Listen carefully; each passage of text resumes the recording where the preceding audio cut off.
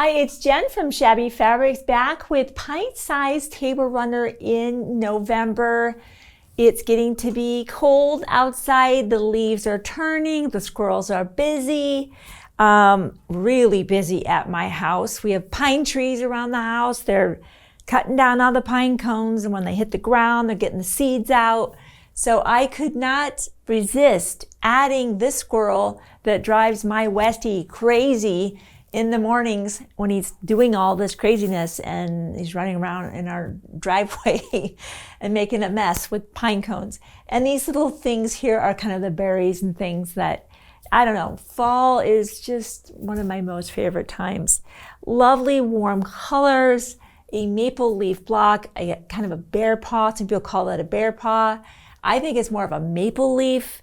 It could really be almost either. If you took the stem away, you can see it's kind of almost like a bear paw, but with the stem, it's a leaf to me. Simple to do. I love that, right? We're gonna do simple to do, but beautiful to see, and it looks more complicated than it is. My favorite combination. So let's just look at, this is where we're headed, here, this block. We break that down, just a wonderful array of fabrics in this. A lot of fabrics for us to cut in your kit, by the way. I think these kits are a great value. Obviously, the pattern is a free download for you for a limited time. So if you've got a cabinet full of fabric you want to use, by all means, grab the pattern, make the project. We're just thrilled that you're sewing. I love that. But if you're like, nope, I want mine to look just like this, and there's no way I want to trace and cut out all of that applique, and of course our backing and our binding are included, grab the kit. It will include your pattern as well as your layout diagram. Looking at the block, again, we've got our squares, and then we have half square triangles, and then we have this kind of stem unit. Very straightforward. We have a slightly oversized half square triangle. You can either draw the line corner to corner and sew on a 1/4 inch on either side of that line, or you can use the seam guide. I love the seam guide. The seam guide makes me more relaxed as a quilter, so I just have to focus on sewing on a line, not trying to find a 1/4 inch next to a line and on the other side of that line. So we draw the line with our seam guide. I've got a friction pen here. And then I just go and sew that. And we're gonna move right through this Pint Size Table Runner for November. We have a lot to get done with Christmas obviously on the way.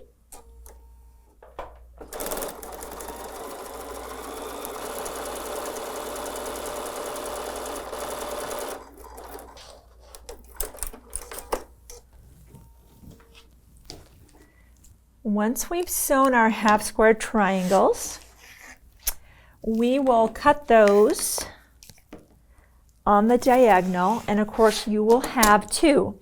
Let's press those to the dark side. And because when I designed this one, I wanted to really celebrate all the amazing colors of autumn that I'm still seeing is in early November, really. And then kind of in late November, things start turning a little brown as we get ready to have our first snow, or maybe have had our first snow. But I wanted to point out that these two blocks are really celebrating reds and purples, and these of course are browns and greens and teals. So you truly only need to make this half square triangle, that's at one time. So you're really going to be repeating this process again and again and again, always with the same background fabric, but with a different colored fabric. I just love the joy of getting to use the different fabrics, the different designs, and the colors on the fabric itself. So we'll just trim those dog ears away. And like I said, you're just repeating that process with whichever fabrics you may be using for your half square triangles. For that stem that makes our block be a leaf, we'll have our square. We'll draw a line corner to corner. Actually do that on both of our fabrics.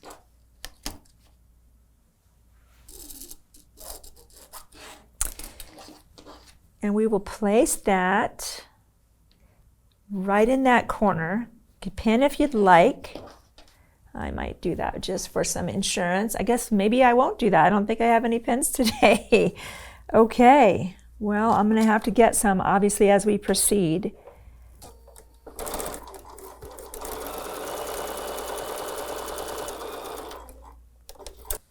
I like to press to the outside, verify I'm happy with what I'm seeing. What I'm looking for is that that fabric that I just pressed over is not sitting back like that. If that were the case, that means I did not sew well on that line at all, and I should seam rip and start again. But I am happy with that, so I'll trim that away. Now on the opposite side, we'll repeat that.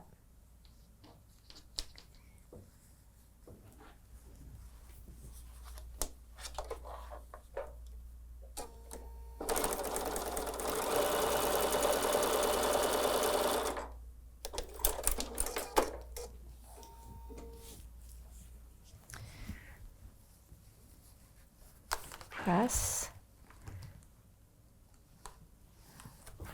Okay, I'm happy with that. Let's trim that away. And now we have this portion of our quilt block. So this is how we arrived at the half square triangles and how we arrived here. One of the things that I should have touched on while we were at that half square triangle is we like to slightly oversize our half square triangles, keeping in mind that this is a 6-inch block. That means that's 2 inches, that's 2 inches, and that's 2 inches. The rule of 7/8, you may have heard me say this before if you've been watching any of the videos I've been doing. The rule of 7/8 applies to half square triangles. So what that means is if you're trying to make a half square triangle that is finishing at 2 inches, which we are, you would normally cut those fabrics to 2 7/8, both the tan and the red, right side together, and sew those lines like we did. That will give you absolutely nothing to square up. You need to be on the money with that. That's why a lot of people don't actually apply the rule of 7/8. They apply the rule of 1 and they add a full inch. So if you want that to finish at 2, you're cutting 3-inch fabrics, still right side together, the diagonal lines, sewing on those lines, cutting on the diagonal, and then pressing toward whichever side, dark or light, doesn't matter. But if you do upsize, as we did, we now need to square that up to be 2.5 inches. Sometimes I forget to do that, and then when I try to go sew that into my project, I'm like, why is nothing working out? Like, why is nothing lining up? That's because this is the size it should be, and these are slightly oversized. They, of course, wouldn't work well together. So let me grab my spinning mat. I'm going to grab my 2.5 inch, my little tiny, it's so cute, little creative grid tool here. And you can see as I lay that on my diagonal, I have just a little bit of real estate, a little bit of fabric kind of poking out on all sides. Move this ruler along that diagonal seam so that you have an opportunity to trim up just a touch to fit this 2.5 inch ruler. If you do not want to deal with this squaring up, just cut your squares to 2 7/8. Ignore the 3 inches that's in this pattern and just use 2 7/8, and then you won't need to square up anything, okay? But if you're like me and you're like, I like a little bit of breathing room, I like a little bit of an insurance policy, and I don't mind the squaring up, then by all means, and that moved just a touch, use that full 3. Now, as you know, I pressed that seam to the dark. Some people, especially if they know they're going to square something up, might opt to press this seam open to lay this just a little bit flatter so you don't get any bit of rocking with this, because you can see this. I have 1 layer and I have 3 on this side, this and the seam. Okay, let me show you what I'm talking about. This is an option. This is not in the pattern. This is a bonus, right, for giving me part of your day. I'm going to give you an idea here. If you were to press this open right now, which you can, Now when I square this up, that ruler sits a little bit flatter. Why? They are equal. I have one layer, one layer, and one layer, and one layer. I don't have 1 and 3. I now have 2 and 2. So everything is going to sit just a little bit flatter with regard to me trying to square this up, and it's not going to be crowning. The ruler's not going to want to crown and move off of the half square triangle. And I'm going to move in this direction. Doesn't matter whether you press toward the dark or the light, or you press open. The bottom line is you need to square up if you did oversize that up to 3. That's all I'm trying to tell you. And if you don't want to square up, cut them to 2 7/8. And then of course you have the option of whether you want to press that open and lay that just a little bit flatter. The ruler kind of wants to sit there just a little bit smoother. All right, that's how you will create your half square triangles. And then of course, lay out your quilt block. You guys have heard my true confessions about the number of times that I have sewn a quilt block wrong because I thought I knew the orientation and just boom, moved right off to my sewing machine, only to find out how much I really love my seam ripper just a short time later. So you've heard me laugh about that, and I've gotten better because I definitely enjoy sewing more than I enjoy seam ripping. Once you have that all laid out, of course, let me just bring that a little bit closer to me.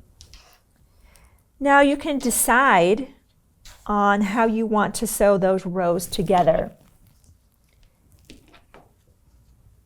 So I'll just flip that over so you're able to see what we did here. A lot of seams pressing open. Why? To distribute that bulk, right? To distribute that bulk. And just like we talked about, our pattern instructs you to be in your half square triangles pressing toward that dark. Absolutely correct. That is how I typically would do that. But knowing I'm going to square up, sometimes I'm like, yeah, I might press that seam open just to lay that just a little bit flatter. All right, just like we've seen before and we've been doing for the past many months, we're certainly going to be placing right side together, sewing a 1/4 inch seam allowance, trying to decide, do I want to sew on this side or should I sew on this side? Well, if we sew on this side, we have to worry about that seam rolling back as the seam pressure foot approaches it. So we would sew on this side with our 1/4 inch, of course. And then obviously sewing these rows together, and this is how we did our pressing. You'll repeat that, of course, for all 4 of your blocks, 2 of this colorway, 2 of the other colorway. Once again, I brought back my sashing. I can't get away from my sashing. I love that so much. You're going to press your blocks once you sew your sashing. These blocks will be pressing toward that, both here and here. So now you have your patchwork unit complete. Applique on this one. Lot going on. Let me just bring that out. Some really pretty rich fall colors there. We can, of course, always start off. We don't really need our applique fusing mat and our light box when we're just putting the top portion onto our applique. Let me just move some of this out of my way so I can bring that over for you to see. So let's just get that established and on. There is no other place for this to be than on the top.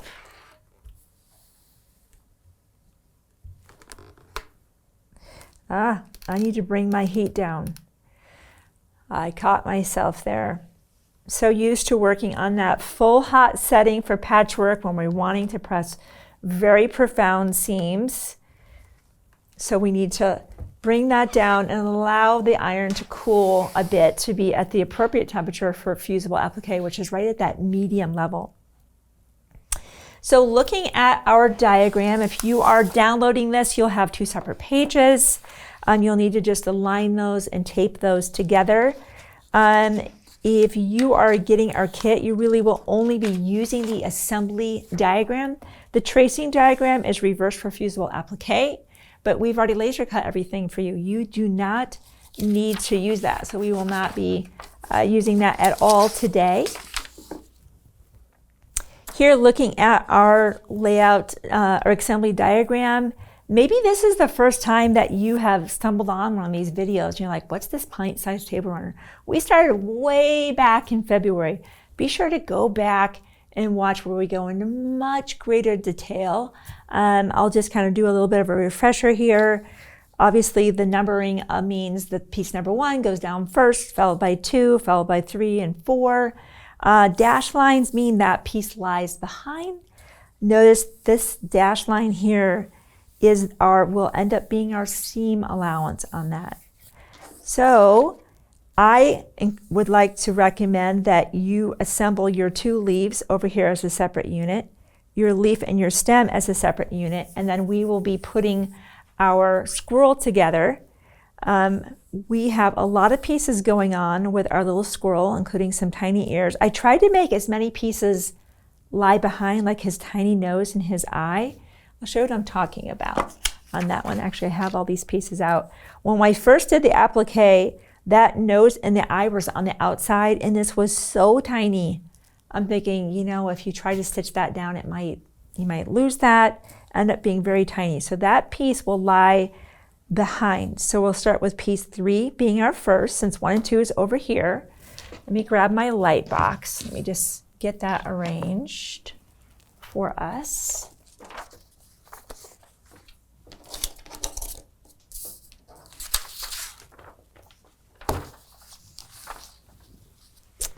So my first step, I'm going to put the background aside for now. Our goal is to be able to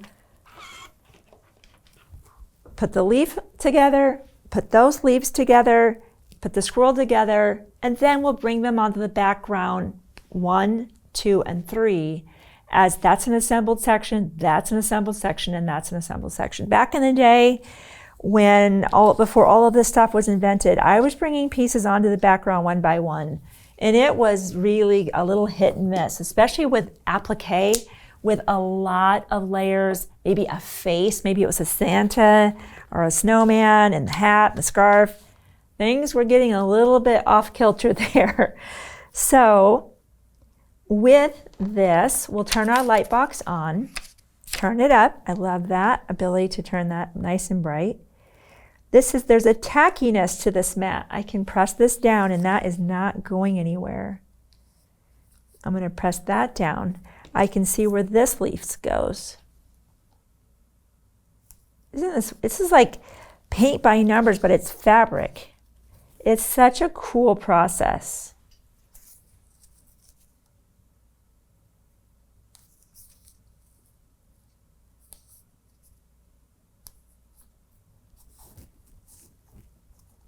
Love that. All right.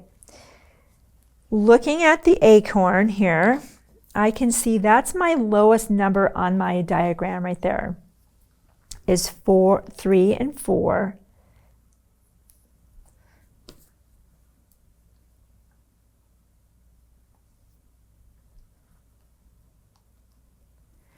If I'm like, okay, what's my next one? I just push that down and take a peek. It's the piece that lies behind the squirrel's face.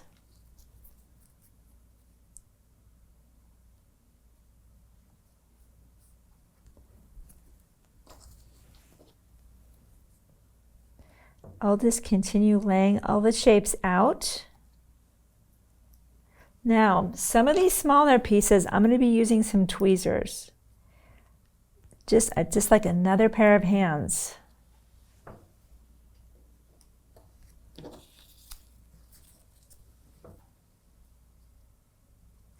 When you put the face down, you're going to want to finesse that so that the nose is right there in that opening. Just like that, right in that opening. Let's see which piece comes down next. Ooh, the tail goes behind that, no problem. I'm glad I checked. I thought I knew my sequence, and the tail goes just behind the squirrel.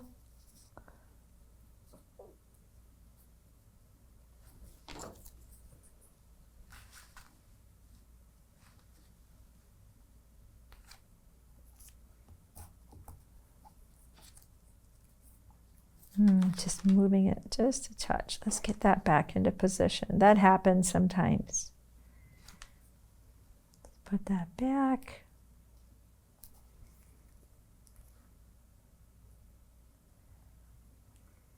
And I know up here, this registration isn't the same as, like when I move this back into position, when I iron this down ultimately, these are where they should be and these are where they should be. Right now, my only focus is on my squirrel.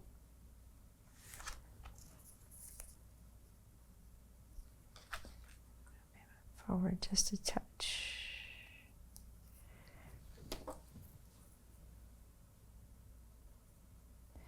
And then there's one tiny little piece right up in that ear.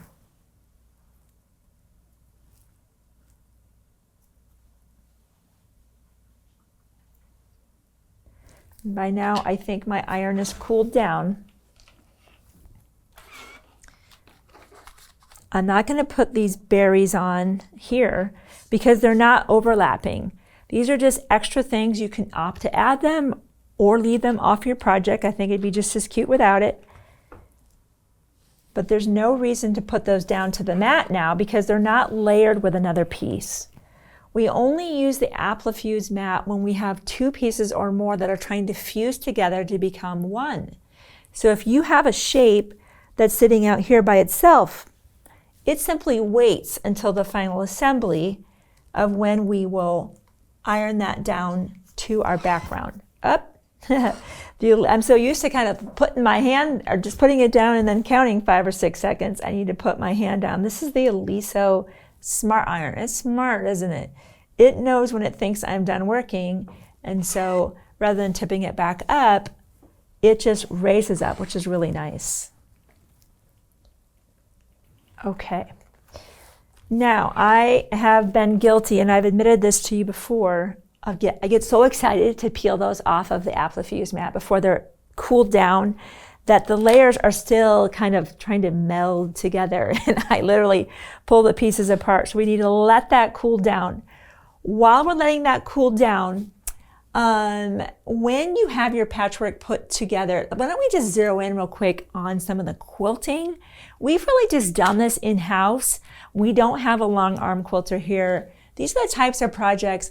I am not experienced at long arm quilting, but these are the types of projects that we can practice on that give us a little more confidence about maybe doing the top quilting on a quilt in the future. So as you can see, we just drew some diagonal lines. As far as the applique goes, we have a beautiful 4-piece thread set. I thought those colors were just stunning. They work nicely, and that's what we did use to stitch everything down. And then we'll just get some close-ups of the quilting we did, or maybe do something that you already know you want to have done. All right, I think we're cooled down. We can pull our elements off. I never get tired of this process. It's amazing. There's our squirrel. We need to name this squirrel. I think we did name our squirrel actually Rocky. I don't know where that name came from, but I think that's his name. As we lay this back on top, we will once again use the light box, but we're done with the applique fusing mat because we've already fused the shapes together. Now it's all about the assembly diagram, the light box, our background fabric, and really being able to transition, lay everything out, and then transition over to iron everything down.